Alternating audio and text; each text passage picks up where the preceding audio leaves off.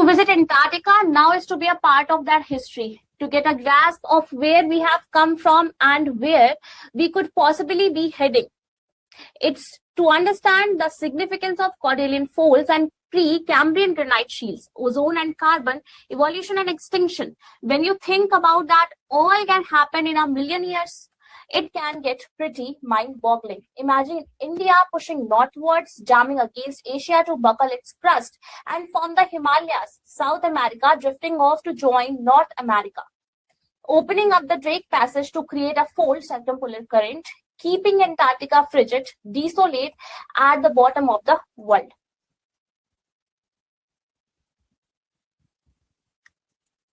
Okay so अभी हमने ये जो एक्सट्रैक्ट था जो कि सीबीएसई सैंपल क्वेश्चन पेपर 2024 से 2025 में पूछा था, अब इसको हमने देखा, ठीक है। अब हम आगे जरा इससे रिलेटेड जो क्वेश्चंस पूछे गए एग्जाम में उसको देखते हैं। सबसे पहला क्वेश्चन क्या कह रहा है, the passage suggest that visiting Antarctica offers insight into geological processes and earth's history by, तो जो जब हम एंटार्क्टिका विजिट करते हैं तो हमारा जो एक्सपीरियंस है उस समय में वो कैसा रहता है, ये बोला गया है। Helping us understand the forces that shape the planet such as evolution, extinction and climate changes. तो होता क्या है, हम सारी चीजों को समझ पाते हैं कि कैसे इवोल्यूशन हुआ इंसान का, कैसे कैसे हम आगे बढ़े, कैसे जो कुछ स्पीशीज थी जो एक्सटिंक्ट हो गई, जैसे डायनासोर्स हमें नहीं देखने को मिलते हैं, कैसे क्लाइमेट में बदलाव आया। एंटार्क्टिका जो एक समय में काफी वार्मर हुआ करता था, वो कहाँ आज के समय में बिल्कुल फ्रिजिड, आइसोलेट, पूरी दुनिया से अलग, एकदम कोल्ड हो चुका है। How does the author imply the role of geological knowledge in understanding the Earth's past and potential future changes? The author implies that geological knowledge, author क्या बताता है हमें, ये जो geological knowledge है ये हमें help करता है understand करने में। क्या चीज समझने में help करता है बेटा, ये हमें हेल्प करता है प्रोसेस को समझने में, like the formation of mountain, कि माउंटेन रेंजेस जो है वो कैसे फॉर्म हुई और कैसे शिफ्ट आया, किस चीज में शिफ्ट आया,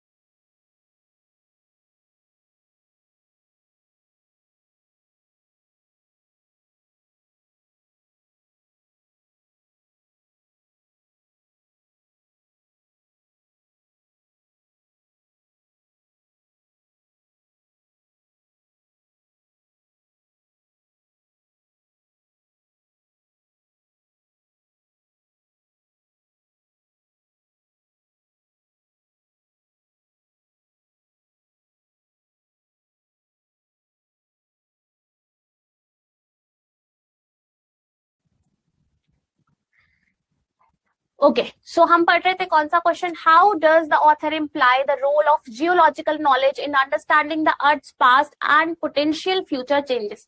ऑथर यहाँ पे किस तरीके से जियोलॉजिकल नॉलेज के बारे में बात करती है और हमें बताती है अर्थ के पास्ट के बारे में और अर्थ कैसे कैसे प्रोसेस से होके गुजरी है। हमें बताती है माउंटेन रेंजेस के बारे में कि कैसे उनकी फॉर्मेशन हुई और लैंड मास में कैसे शिफ्ट आया, कैसे एक समय में एक सुपर कॉन्टिनेंट एग्जिस्ट करता था गोंडवाना नाम का, जो कि बाद में स्प्लिट हो जाता है और स्प्लिट होने के बाद इंडिया और गोंडवाना, इंडिया जो कि गोंडवाना का ही पार्ट हुआ करता था लैंड मास का, वो एक अलग हिस्सा बन जाता है, एक अलग पार्ट बन जाता है, allowing us to predict how these changes might influence the planet's future। और आज के समय में भी जब हम एंटार्क्टिका जाते हैं, यहाँ के चेंजेस को समझने की कोशिश करते हैं, तो हमें फ्यूचर प्रेडिक्शंस करने में आसानी होती है। हमें समझ में आता है कि आने वाले समय में क्या क्या चीजें जो है वो हो सकती हैं हमारी अर्थ से रिलेटेड। आगे अगला क्वेश्चन क्या कह रहा है, the writer says when you think about all that can happen in a million years, it can get pretty mind boggling. What is the most likely impact on the writer? Writer क्या कहना चाह रहा है इस बात से? Feels overwhelmed by the vastness of geological time scales, is uneasy about the rapid pace of geological changes, feels indifferent toward geological phenomena, is surprised by the lack of significant geological events over a million years। तो A option जो है वो यहाँ पे हमारा correct हो जाएगा। बहुत ज्यादा ओवरवेल्म्ड है वो और भी समझने की कोशिश कर रही है कि किस तरीके से आने वाले समय में जो अर्थ है हमारी उसको डैमेज पहुंच सकता है, कैसे 1 मिलियन ईयर के अंदर कितनी चीजें बदल सकती हैं और आने वाले कुछ सालों में कितना जो चेंजेस है वो हमें देखने को मिलेगा जियोलॉजिकल टाइम स्केल के अंदर। अगला क्वेश्चन क्या कह रहा है, how might understanding the geological processes mentioned in the passage help scientist in predicting and mitigating future environmental changes, particularly polar regions के बारे में। तो कैसे जो राइटर्स है या फिर कैसे जो निशानी दोषी हैं वो इस जियोलॉजिकल प्रोसेस के बारे में समझ पाई और हमें समझा पाई, कैसे जो साइंटिस्ट हैं वो फ्यूचर के बारे में प्रेडिक्ट करते हैं, कैसे पता लगाते हैं कि आने वाले समय में एनवायरमेंट में क्या क्या बदलाव आ सकते हैं। तो जियोलॉजिकल प्रोसेसेस को जैसे कि माउंटेन की रेंजेस की फॉर्मेशन की बात करें अगर हम, या फिर ओशन करंट्स में कैसे बदलाव आए, इन सब चीजों की बात करते हैं, तो ये सब हमें हेल्प करती है, जो जितने भी साइंटिस्ट हैं उनको हेल्प करती है प्रिडिक्ट करने में, पता लगाने में किस चीज के बारे में कि कैसे क्लाइमेट पैटर्न्स में शिफ्ट आ सकता है, बदलाव आ सकता है, आइस शीट मूवमेंट कैसे चेंज हो सकता है, बाकी के जो एनवायरमेंटल चेंजेस हैं वो कैसे कैसे देखने को मिल सकते हैं। ये जो नॉलेज है ये हमारे लिए बहुत ज्यादा जरूरी है, क्रूशियल है फॉर डेवलपिंग स्ट्रैटेजीज, ताकि हम कुछ स्ट्रैटेजीज डेवलप कर सके to mitigate the impact of global warming, जो ग्लोबल वार्मिंग है उसका इम्पैक्ट कम कर सके, स्पेशली जो बहुत सेंसिटिव एरियाज हैं जैसे पोलर रीजन्स, ठीक है, क्योंकि वहां पे आइस शीट जो है वो बहुत ड्रास्टिकली मेल्ट करेगी। नेक्स्ट जो एक्सट्रैक्ट बेस्ड क्वेश्चन है सीबीएसई 2024 में पूछा गया, इसको फटाफट से रीड कर ले, फिर उसके बाद हम इसके क्वेश्चन आंसर्स को देखते हैं।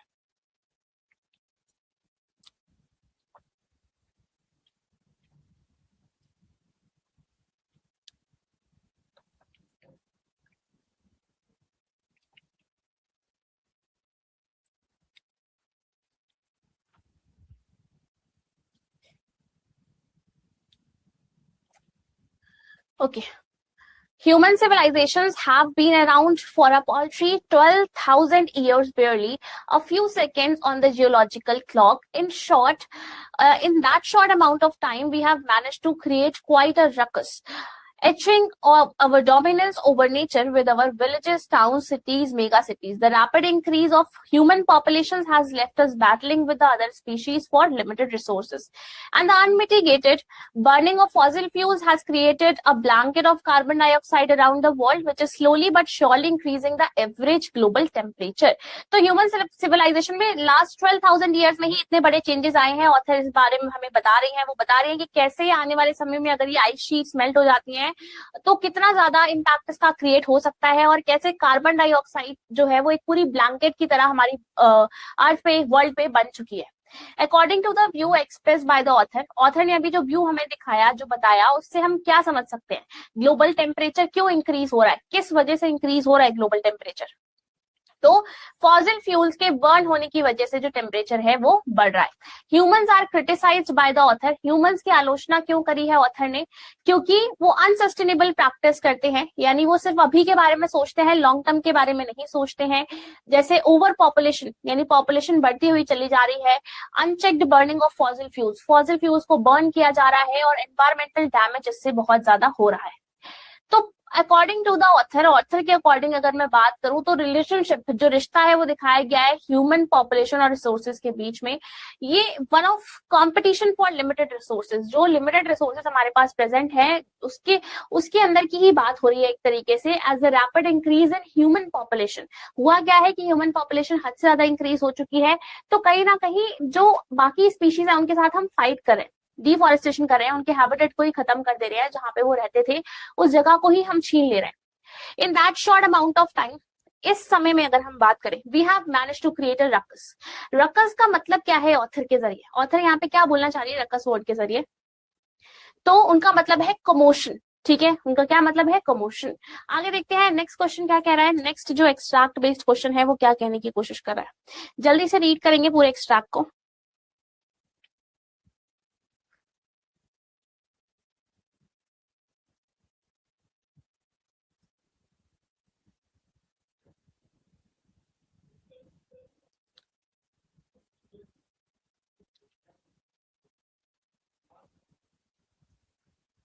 ओके, तो मैंने रकस का बताया आपको कमोशन, ठीक है। कमोशन का मतलब क्या है? ग्रेट नॉइज, ठीक है।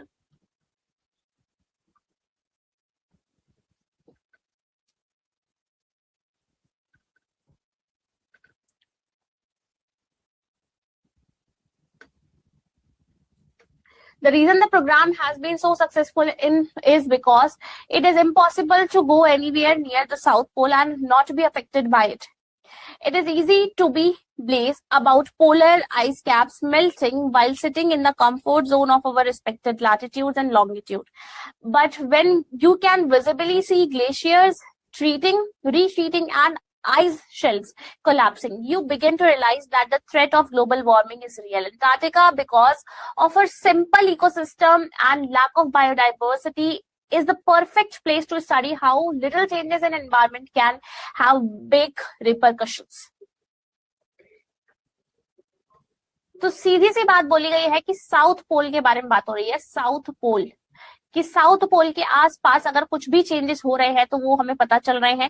और क्या हो रहा है, जो हम क्या करते हैं अपने घर में कंफर्ट जोन के अंदर बैठे हुए बड़े आराम से चीजों को जज करते हैं कि ऐसा होना चाहिए वैसा होना चाहिए, बट ये भूल जाते हैं कि भाई ग्लोबल वार्मिंग का जो कॉन्सेप्ट है ना, इट इज वेरी रियल। ये ऐसा कुछ नहीं है कि हम कोई फिक्शनल बात करें, बिल्कुल सही है। As per the given extract, जो रीजन है सक्सेस का इस प्रोग्राम की वो क्या है, बताओ जरा, क्या कारण है कि स्टूडेंट्स ऑन आइस प्रोग्राम इतना सक्सेसफुल हो गया है? टू एक्सपोजर टू रियलिटी, हम रियलिटी चेक हमें मिल रहा है, हम रियलिटी को देख पा रहे हैं। The warning that can be inferred from above extract, जो एक्सट्रैक्ट है उससे हम जो वार्निंग समझ पा रहे हैं वो क्या है? दैट ग्लोबल वार्मिंग बहुत सीरियस इशू है and the visible effect on glaciers और आइस शेल्फ पे हमें देखने को मिल रहे हैं in Antarctica are a wake up call about the urgent need to address it. और हमें जरूरी है कि हम क्या करें, हम इन सारी चीजों को एड्रेस करें। Global warming is a threat to human survival, global warming जो है वो एक थ्रेट है ह्यूमन सर्वाइवल के लिए, इंसानों के लिए। इज इट ट्रू और फॉल्स? तो ये बात बिल्कुल सही है। Explain one inference that can be drawn from the line, जो लाइन दी गई है यहाँ पे, it is easy to blaze about polar ice caps melting while sitting in the comfort zone. तो ये लाइन सजेस्ट करती है कि हम इग्नोर कर देते हैं सीरियस इन्वायरमेंटल इश्यूज को, कि कैसे पोलर आइस मेल्ट हो रही है और कितना ज्यादा मतलब इससे नुकसान हो सकता है। हमें ऐसा लगता है कि हम बिल्कुल अनअफेक्टेड है इस चीज से in their everyday lives, in contrast to those who witness the impact first hand. ठीक है, कोशिश ही नहीं करते समझने की कितना नुकसान हो रहा होगा इससे। सीबीएसई सैंपल क्वेश्चन पेपर 2026 में देखो ये क्वेश्चन दिया गया है, हाउ कैन पार्टिसिपेटिंग इन, सबसे पहले अभी शॉर्ट क्वेश्चन आंसर पे हम पहुंच चुके हैं, तो how can participating in educational programs like students on ice which take students to place like Antarctica help raise awareness about the impact of geological changes and environmental issues. तो जो students on ice programme है ये किस तरीके से बात करता है, यहाँ पे किस तरीके की बात कर रहा है कि कैसे हम स्टूडेंट्स को जब लेके लेके जाते हैं तो उनके अंदर अवेयरनेस आती है एनवायरमेंटल इश्यूज को लेकर। तो ये जो प्रोग्राम है ना, ये स्टूडेंट्स को रियलिटी से एक्सपोज करवाते हैं to the pristine environment. Pristine word का मतलब होता है प्योर, शुद्ध, ठीक है। एंटार्क्टिका का एनवायरमेंट प्रिस्टीन बताया गया है, प्योर बताया गया है। हेल्पिंग देम विटनेस, इससे क्या होता है, ये लोग विटनेस कर पाते हैं ग्लेशियर्स की मेल्टिंग को। Receding the ice sheets, ice sheets जो है उनकी तरफ ध्यान जाता है इनका। फ्रेजाइल इकोसिस्टम की कितना ज्यादा नाजुक इकोसिस्टम है, अगर हमने थोड़ा सा ध्यान नहीं दिया तो कितनी प्रॉब्लम्स क्रिएट हो सकती है। The direct experience fosters about awareness about climate change, geological shift and human responsibility, motivating students to advocate for environmental conservation and conservation globally। यानी जो स्टूडेंट्स हैं उनको मोटिवेट करना चाहिए हमें किस चीज के बारे में, कि वो क्या करें, जो एनवायरमेंट है, एनवायरमेंटल कंजर्वेशन है, वो ग्लोबली उसके लिए एडवोकेट करें कि हाँ ठीक है हमें एनवायरमेंट को बचाना है। अगला क्वेश्चन क्या कह रहा है, 2025 में पूछा गया है, स्टूडेंट ऑन आइस प्रोग्राम जो कि जॉफ ग्रीन ने चलाया था, ये फार साइटेडनेस है इनकी, मतलब दूरदर्शिता है कि दूर तक का ही सोच पाते हैं। तो ये journey to the end of earth के अंदर कैसे एक्सप्लेन किया गया है, तो बताया गया है कि कैसे ये प्रोग्राम जो है कि फार साइटेडनेस शो करता है कि कैसे जो जॉफ ग्रीन है वो दूर तक सोच पाए, और उन्होंने ये प्रोग्राम स्टार्ट किया और उन्होंने बोला कि हम स्टूडेंट्स को अब साथ में लेकर जाएंगे, क्योंकि वही फ्यूचर पॉलिसी मेकर हैं और वो इसको फर्स्ट हैंड जब एक्सपीरियंस करेंगे, अपनी आंखों से देखेंगे, तो ऑफकोर्स आने वाले टाइम पे जब वो लोग पॉलिसी मेकर्स बनेंगे तो इसमें बदलाव लेकर आएंगे।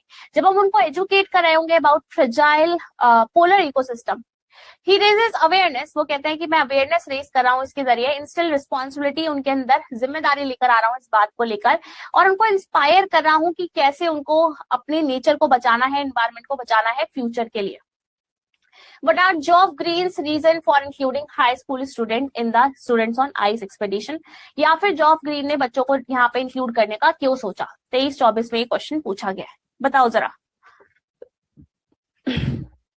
तो सीधी सी बात है, जॉफ ग्रीन ने हाई स्कूल स्टूडेंट्स को इसलिए सोचा इंक्लूड करने का, because he wanted to give them a chance to learn and absorb knowledge at an age when they are ready to understand and act. वो उनको एक ऐसी एज में नॉलेज प्रोवाइड करना चाहते हैं, ऐसी एज में उनको ये सारी चीजों के बारे में बताना चाहते हैं जब सच में उनको जानना चाहिए और फ्यूचर में वो इससे रिलेटेड एक्शंस ले पाएंगे। ही believe that they could be future leaders. उनके अकॉर्डिंग ये सारे बच्चे आगे जाकर फ्यूचर लीडर बनेंगे और वर्क करेंगे, काम करेंगे प्रोटेक्ट करने के लिए एनवायरमेंट को। How can you say Students on Ice program was a step toward the future? कैसे बोल सकते हैं हम ये कि जो Students on Ice program है ये फ्यूचर को ध्यान में रखते हुए एक स्टेप लिया गया है? Because कैसे was a step towards the future? Because it educated young students। सबसे पहली बात, बच्चों को समझाते हैं एंटार्क्टिका की इंपॉर्टेंस और एनवायरमेंटल इश्यूज के बारे में।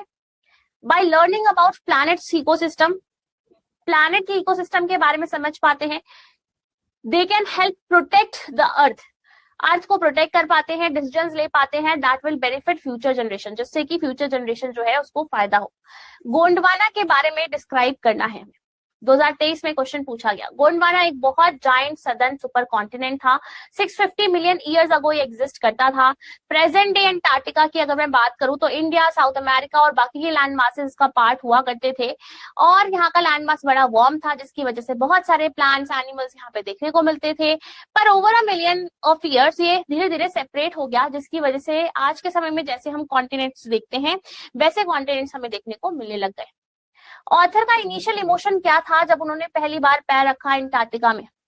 तो जैसे ही उन्होंने पैर रखा एंटार्क्टिका में उनको बहुत रिलीफ फील हुआ, वंडर फील हुआ कि कैसे वो आफ्टर ट्रैवलिंग फॉर 100 आवर्स, लगभग 100 घंटों से भी ज्यादा ट्रैवल करने के बाद वो एकदम अमेज हो चुकी थी यहाँ के वास्ट व्हाइट लैंडस्केप को देखकर कि इंडिया और एंटार्क्टिका एक ही समय में एक ही लैंड मास का पार्ट हुआ करते थे, कभी ऐसा भी समय था।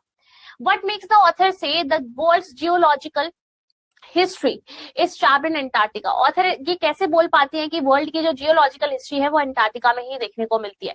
तो इसलिए वो बोल पाती है ऐसा क्योंकि because the Antarctica holds ancient records of earth past. Earth के जितने भी पास्ट के रिकॉर्ड्स हैं वो सारे एंटार्क्टिका की आइस शीट्स के अंदर प्रेजेंट है, कार्बन, क्लाइमेट डेटा, सब कुछ। तो जब हम आइस लेयर्स को स्टडी करते हैं तो साइंटिस्ट को पता चल पाता है अर्थ की हिस्ट्री के बारे में, क्लाइमेट चेंजेस के बारे में और फ्यूचर के बारे में वो लोग प्रिडिक्ट कर पाते हैं। How has human civilisation impacted our environment, human civilisation ने कैसे हमारे एनवायरमेंट को इम्पैक्ट किया है, ये आपको बताना है इस चैप्टर के रेफरेंस में। तो देखो भाई, ऑथर सीधे सीधे बोलते हैं कि ह्यूमन सिविलाइजेशन ने बहुत इम्पैक्ट पहुंचाया है ओवर द लास्ट 12,000 ईयर्स। ज्यादा पुरानी बात नहीं है ये, लगभग 12,000 साल पुरानी बात है, जब सिटीज, विलेजेस और टाउन्स बनने शुरू हुए और ह्यूमन की पॉपुलेशन बढ़ने लग गई। ठीक है, ज्यादा रिसोर्सेज का हम यूज करने लग गए, फॉसिल फ्यूल्स को बर्न करने लग गए और सबसे गंदी बात तो हम अर्थ को पॉल्यूट करने लग गए। This has caused global temperature, इससे ग्लोबल टेम्परेचर बढ़ता हुआ चला गया, क्लाइमेट चेंज हुआ। और ऑथर एक्सप्लेन करती है कि Antarctica with its ice core holds records of carbon from past. Antarctica के अंदर पास्ट से रिलेटेड जितने भी रिकॉर्ड्स हैं वो प्रेजेंट है। ये आइस लेयर्स हमें बताती है कि जो ह्यूमन एक्शंस हैं वो कैसे यहाँ पे इम्पैक्ट क्रिएट कर रहे हैं। बर्निंग फॉसिल फ्यूल्स की बात करें अगर हम, तो कितना नुकसान इन्होंने पहुंचाया है। Melting glaciers and ice shells in Antarctica show the real effects of climate change. The lesson teaches us, ये लेसन जो है वो हमें क्या सिखाता है, दैट जो छोटे छोटे एनवायरमेंटल चेंजेस होते हैं ना, उनके भी बहुत बड़े इम्पैक्ट हो सकते हैं।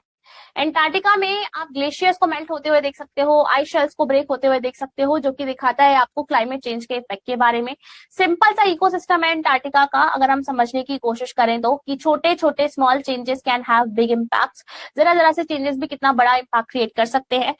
एंटार्क्टिका की आइस को जो साइंटिस्ट स्टडी करते हैं तो वो उनको पता चलता है अर्थ के पास्ट के बारे में और वो फ्यूचर के बारे में प्रिडिक्ट कर पाते हैं।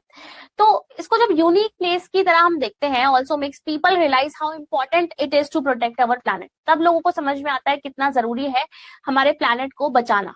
ये लोगों को इंस्पायर करता है, स्पेशली जिन बच्चों को लेकर जाया जा रहा है ना, उन बच्चों को इंस्पायर करता है कि वो इस पे आने वाले समय में एक्शंस ले। ठीक है, आए समझ में बच्चों। इसी के साथ हमने journey to the end of the earth के जितने भी क्वेश्चन आंसर्स थे उनको कंप्लीट किया। आई होप आपको अच्छे समझ में आ गया होगा। अब हम जो चैप्टर करने वाले हैं वो है द एनिमी। ओके, तो द एनिमी चैप्टर जो है इसको हम करेंगे अभी। सबसे पहला जो पार्ट है, यानी सबसे पहला जो एक्सट्रैक्ट बेस्ड क्वेश्चन है सीबीएसई 2024 में पूछा गया, इसको फटाफट से रीड कर लो, फिर आगे बढ़ते हैं।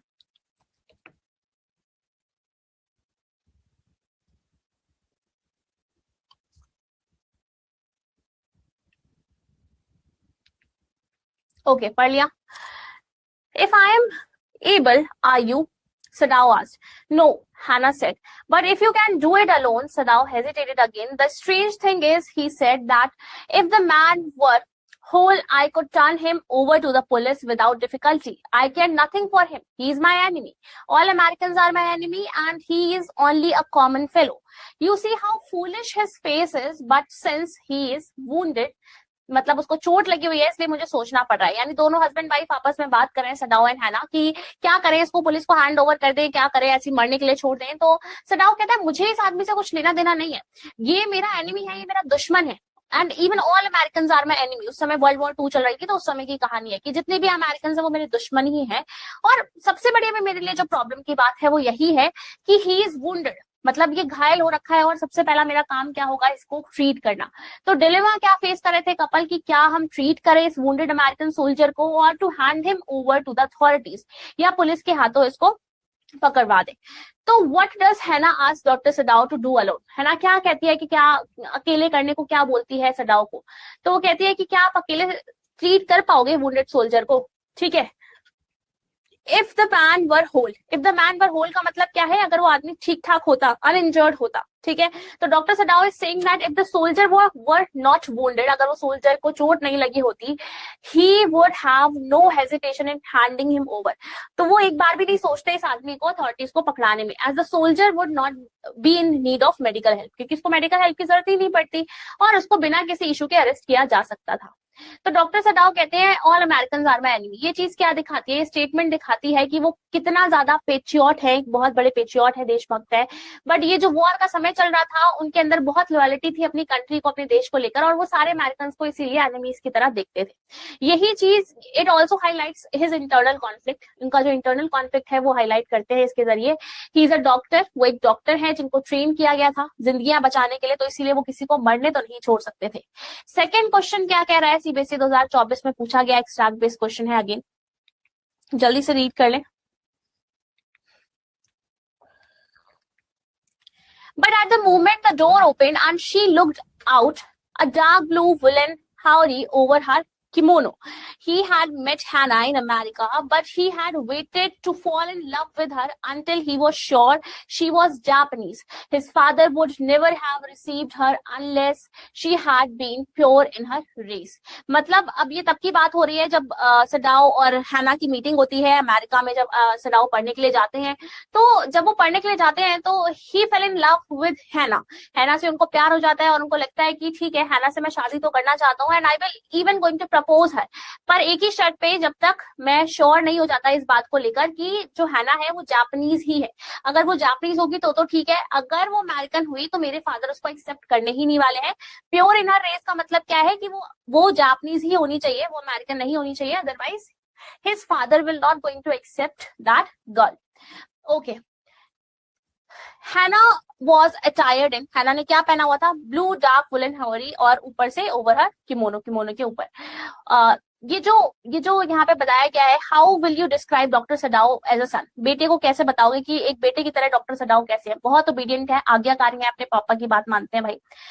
तो दिस मोमेंट का मतलब क्या है? Emotional turmoil, tranquillity, agitation, conflict, कैसे मोमेंट की बात हो रही है? तो कॉन्फ्लिक्ट में थे वो भाई कि मैं प्रपोज करूं उसको या ना करूं। From the extract, what can you infer about Dr. Sadao and Hannah? क्या पता चलता है आपको दोनों के बारे में? रिलेशनशिप के बारे में पता चलता है कि कैसे कल्चर और फैमिली एक्सपेक्टेशन से इनकी जो मैरिज है वो हुई, और डॉक्टर सडाओ को उसको देखकर प्यार तो हो गया था, बट वो चाहते थे कि वो एक जापानीज हो ताकि उनकी फैमिली वैल्यूज के साथ वो अलाइन कर जाए। ठीक है, अगला जो एक्सट्रैक्ट है वो देखो जरा, सीबीएसई 2023 में पूछा गया।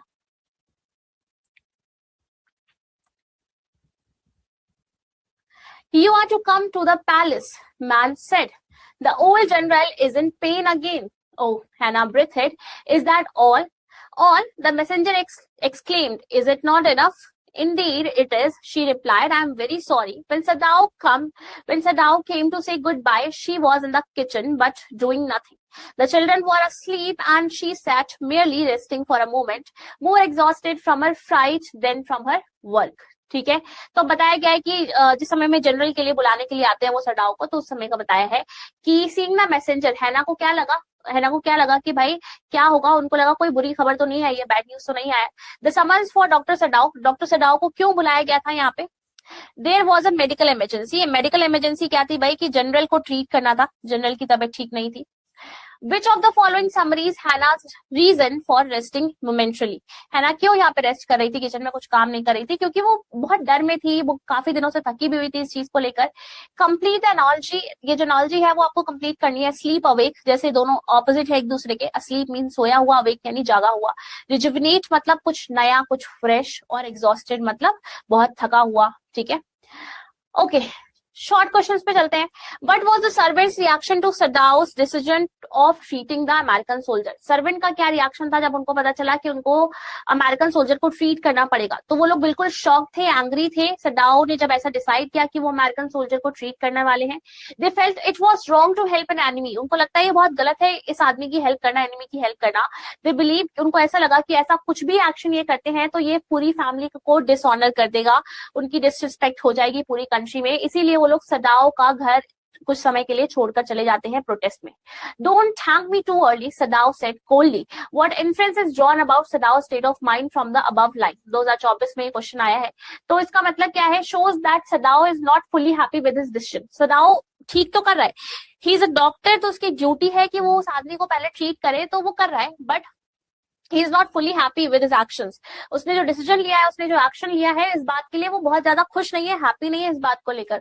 उसको अभी मन में लग रहा है कि कहीं वो अपनी कंट्री से गद्दारी तो नहीं कर रहा है। he is feeling unsure and perhaps worried about his future. वो अपने फ्यूचर के बारे में, अपनी वाइफ के, अपने बच्चों के बारे में सोच रहा है। it suggests he is focused on what lies ahead and does not want gratitude before the matter is fully resolved. तो जब तक मैटर पूरा क्लोज नहीं हो जाता, सही नहीं हो जाता, तब तक तो उसको कुछ भी आराम मिलने नहीं वाली है। What impression do you form of Dr. Sadao's father from the story? जब कहानी हमने पढ़ी तो डॉक्टर सडाओ के फादर के बारे में आपको क्या समझ में आया? ये पता चला हमें डॉक्टर सडाओ के फादर के बारे में कि वो एक ट्रेडिशनल मैन थे जो कि स्ट्रिक्ट वैल्यूज में बिलीव करते थे। सडाओ की लाइफ को लेकर जितने भी डिसीजंस थे उसमें काफी ज्यादा उनका इन्फ्लुएंस रहा। Even his marriage as well, कि उनको जो लड़की चाहिए थी वो जापानीज ही होनी चाहिए थी। उनकी जो टीचिंग्स थी, लाइक द इम्पोर्टेंस टू, उन्होंने सिखाया कि कैसे आपको जापान के प्रति, मतलब जो देश है आपका, उसके प्रति आपको लॉयल रहना है। Shape Sadao's views specially regarding duty and patriotism, उनको सिखाया कि एक देशभक्त कैसे बनना है। What dilemma did Dr. Sadao face about the wounded American soldier? क्या डिलेमा था? डिलेमा यही था कि मोरल और पेट्रियोटिक डिलेमा यहीं पे ये डील कर रहे थे कि क्या इस घायल सोल्जर को डील करें। He had to decide whether to save the life of an enemy, कि वो उसकी लाइफ बचाएं, या फिर which could be seen as disloyal, क्योंकि अगर वो उसकी लाइफ बचाते हैं तो कंट्री तो उनको एक गद्दार इंसान की तरह ही देखेगी, पर अगर वो इग्नोर करते हैं तो वो डॉक्टर की तरफ फेल हो जाएंगे। ठीक है, तो उनको क्या करना चाहिए? What risk did Dr. Sadao run in harboring the enemy American soldier in his house? तो वो जब अपने घर में उन्होंने शरण दे रखी थी इस अमेरिकन सोल्जर को, तो क्या रिस्क था? तो सदाओ ने अपनी पूरी लाइफ ही रिस्क पे लगा रखी थी। अगर किसी को भी गलती से पता चलता तो उनको बहुत बुरी सजा मिलती। ठीक है, और he also risk his family safety, उनकी फैमिली की सेफ्टी को भी उन्होंने दाव पे लगा रखा था, क्योंकि अगर कभी भी उनको पता चलता ना किसी को भी उनके देश में, तो उनको टारगेट कर लिया जाता, उनको उनके एक्शंस के लिए ब्लेम किया जाता। Justify how Sadao's character is more central to the moral dilemma in the enemy as opposed to Hannah. Hannah और सदाओ का जो कैरेक्टर है वो कैसे डिफरेंट है? सैंपल क्वेश्चन पेपर 2026 में पूछा गया है, लॉन्ग क्वेश्चन आंसर है, तो ये बताना है आपको। सदाओ का कैरेक्टर की अगर मैं बात करूं एनिमी में, is central to the moral dilemma of this story. Initially Sadao deeply loyal थे अपनी कंट्री के लिए, उनके अंदर पेट्रियोटिज्म का सेंस था, येट ही इज, क्योंकि वो डॉक्टर हैं तो उन्होंने सोचा कि वो लाइफ बचाएंगे इसकी। तो अमेरिकन प्रिजनर वॉशेस अशोर, जैसे ही वो वहां पे आता है तो सदाओ के इंटरनल कॉन्फ्लिक्ट के अंदर ये सारी चीजें चल रही थी कि उनको एनिमी को हेल्प करना चाहिए अपनी लाइफ को रिस्क पे लगाते हुए, या फिर अपनी नेशनलिस्टिक ड्यूटी को करना चाहिए, क्या करना चाहिए। As the story progresses, जैसे जैसे कहानी आगे बढ़ती है, Sadao's arc moves from hesitation and reluctant duty to genuine compassion for the soldier. फिर उनके अंदर ये भावना जो है वो आ जाती है कि उनको सोल्जर की मदद करनी चाहिए। He goes beyond his initial patriotic impulses, deciding to save the life of the wounded man, showing his internal growth. इससे उनकी इंटरनल ग्रोथ, मॉरल करेज का पता चलता है। ये इनका जो आर्क था ये सिंबलाइज करता है ट्रायम्फ को ओवर ह्यूमैनिटी, ओवर नेशनलिज्म, की सबसे पहले इंसानियत है, as he eventually values the life of an individual over political allegiance. तो वहीं पे कॉन्ट्रास्ट में हैना की ट्रांसफॉर्मेशन भी जो है वो बहुत सटलर है। While she starts with fear, उसको बहुत डर लग रहा होता है स्टार्टिंग में, but she does not undergo the same profound transformation as सदाओ। सदाओ की तरह वो पूरी चेंज नहीं हो पाती है, उसका जो इवोल्यूशन है वो बहुत पैसिव है। ठीक है, as she supports her husband's decision, क्योंकि वो अपने हस्बैंड के डिसीजंस को सपोर्ट कर रही है यहाँ पे। ठीक है, और क्या कर रही है, the Sadao's arc is more central, तो जो सदाओ का आर्क है वो ज्यादा सेंट्रल है स्टोरी के मॉरल कॉन्फ्लिक्ट में। अगला क्वेश्चन कह रहा है, why did doctor Sadao treat the American soldier even though it was an unpatriotic act? Describe the difficulties faced by doctor Sadao when he decided to help the enemy soldier. तो मतलब doctor सदाओ ने help करी ही क्यों उस आदमी की, जब वो जानते थे कि इस आदमी को हेल्प करना राइट डिसीजन नहीं है, इससे बहुत सारी प्रॉब्लम्स हो सकती हैं, ये एक अनपेट्रियोटिक एक्शन होगा, और फिर भी उन्होंने एनिमी सोल्जर की हेल्प करी। तो ये बताना है आपको कि ऐसा क्यों किया। सीबीएसई 2025 में ही ये क्वेश्चन पूछा गया है। तो डॉक्टर सदाओ ने जब ऐसा किया तो अमेरिकन सोल्जर को इसलिए उन्होंने ट्रीट किया बिकॉज उनका जो कंसाइंस कह रहा था, उनका जो प्रोफेशनल एथिक्स कह रहा था, वो यही कह रहा था कि डॉक्टर होने के नाते आप किसी को मरने के लिए तो नहीं छोड़ सकते हो, even if he was an enemy, चाहे वो आदमी दुश्मन ही क्यों ना हो। तो उन्होंने सोचा कि पहले इसकी लाइफ बचाना ज्यादा जरूरी है, इंसानियत हमेशा सबसे ऊपर होती है। हाउएवर उनके जो डिसीजंस थे इसकी वजह से कई बार बहुत डिफिकल्टीज आई, उनको एनिमी सोल्जर को अपने घर के अंदर छुपा के रखना पड़ा, जिसकी वजह से उनको ट्रेजन के लिए, ट्रेजन यानी गद्दारी के लिए अपने देश के साथ, इसके लिए उनको सजा भी मिल सकती थी। सदाओ ने कांस्टेंट फियर फेस किया, discovery by Japanese soldiers, his wife Hannah help him, इनकी जो वाइफ थी हैना उसने हेल्प करी, but they worried about being judged, उनको सबसे ज्यादा टेंशन क्या थी कि कहीं इनको जज ना किया जाए। Additionally caring for the soldier required secrecy, जब आप उसको रख रहे हो अपने घर के अंदर तो आपको सारी बातें सीक्रेट रखनी होगी। गलती से भी किसी को अंदाजा लगता है इस बात का तो ये लोग बहुत ज्यादा डेंजरस सिचुएशन के अंदर फंस सकते थे। डिस्पाइट ऑल रिस्क, सारे रिस्क के बावजूद भी डॉक्टर सदाओ बिल्कुल कमिटेड रहते हैं अपनी मॉरल ड्यूटी के प्रति। Dr. Sadao is torn between his duty as a doctor and his responsibility as a patriotic citizen. Elaborate करना है हमें। सीबीएसई 2023 में क्वेश्चन पूछा गया है कि वो कैसे ड्यूटी उन्होंने निभाई अपने एक सिटीजन होने के नाते भी, एक डॉक्टर होने के नाते भी। तो स्टार्टिंग में बड़ा ये ग्रेट स्ट्रगल चल रहा था उनके दिमाग में कि क्या करना चाहिए उनको, क्योंकि वो एक पेट्रियोटिक सिटीजन भी है, एक डॉक्टर भी है। तो डॉक्टर की तरह उन्होंने उस आदमी की जान बचाई सबसे पहले। ठीक है, नेशनैलिटी और बैकग्राउंड को पीछे रख के। और जब उनको समझ में आया कि आदमी ठीक हो गया है, ठीक है, तो उन्होंने क्या किया, उन्होंने ये सारी चीजें इग्नोर नहीं करी, उसको देखते हुए उसको जो मेडिकल नीड थी वो सब प्रोवाइड करी। फिर जापानीज सिटीजन होने के नाते उन्होंने उस सोल्जर को वहां से हटा भी दिया। Helping the soldier could be seen as betraying his own people. तो वो ऐसा नहीं चाहते थे कि उनकी फैमिली डेंजर में आए, इसीलिए उनको बहुत डीप कॉन्फ्लिक्ट फेस करना पड़ा पर्सनल एथिक्स के चलते as a healer and his loyalty to his country. एक पेनफुल डिलेमा क्रिएट हो गया throughout the story. Doctor Sadao एक सेवियर की तरह ह्यूमैनिटी में एग्जिस्ट करते हैं। Substantiate your answer with evidence from the text, CBSE 2023 में ऐसा बोला गया। Doctor Sadao truly emerges as a saviour, एक सेवियर की तरह देखने को मिलते हैं ये हमें, ऑफ ह्यूमैनिटी, बिकॉज इन्होंने सबसे पहले किसको चूज किया कि ह्यूमन लाइफ को हम ऊपर रखेंगे above all, even in the face of danger. Despite the American soldier being an enemy, वो एक दुश्मन थे, उसके बावजूद भी ही हेल्प्स हिम सेल्फलेसली, उसको हेल्प करते रहते हैं, treating his wounds and caring for his health. He ignores the national conflict and focuses solely on his duty, वो अपनी ड्यूटी पे ही फोकस रखते हैं कि कैसे जो लाइफ है डॉक्टर की वो बचाई जाए।